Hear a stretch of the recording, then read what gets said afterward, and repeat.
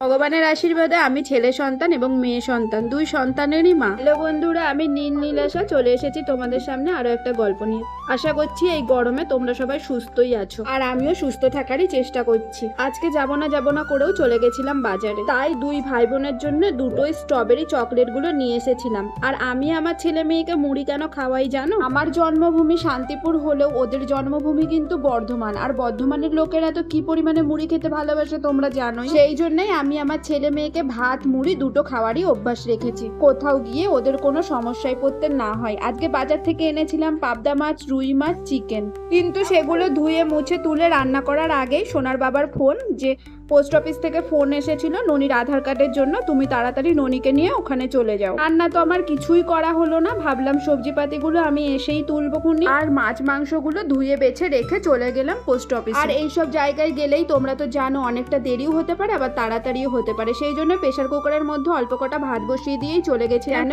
এসে আলু সিদ্ধ ভাতটা হলেও খেতে পারি অনেকটা বেলা হয়ে গেলেও। কিন্তু আমি যখন পোস্ট অফিসে কাজের জন্য ওয়েট করছিলাম তখন সোনা বাড়িতে একাই ছিল, আর ও দেখেছে মা যখন মাংসটা ধুয়ে দিয়ে গেছে তখন আমি রান্নাটা করেই ফেলি। ওর যে রান্না করার প্রতি একটা ন্যাক আছে সেটা তো তোমরা আগে থাকতেই জানো, কিন্তু ভারী রান্না বান্না ওকে আমি কিছুই করতে দিই না। আর আমি যখন ওখানে ওয়েট করছিলাম তখন সোনা এই রান্নাটা করেছে আর ভিডিওটাও করেছে আমার জন্য। আর আমি মেয়ে সন্তানের মা হিসেবে ভাবছি, মেয়েরা যখন বড় হয় তখন কিন্তু মায়েদের যেমন আনন্দ হয় তেমনি সাথে একটা কষ্টও হয়। আমি অনেককে বলতে শুনেছি মেয়েরা নাকি খুব তাড়াতাড়ি বড় হয়ে যায়, আজকে আমি নিজেকে দিয়ে দেখলাম সত্যিই তাই।